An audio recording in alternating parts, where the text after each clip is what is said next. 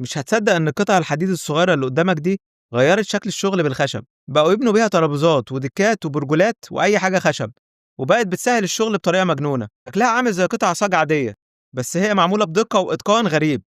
كل زاوية وكل فتحة وكل حافة متظبطة بالملي على مقاسات الخشب الجاهز. مفيش بقى قصات 45 ولا تقعد بالساعات تظبط الخشب على بعضه، ومفيش تخمين. كل اللي عليك تدخل الخشبة في مكانها وتربط كام مسمار، وهوب، كل حاجة مظبوطة لوحدها. ولا خشب مايل ولا شغل معوج ولا غلطات مقاسات.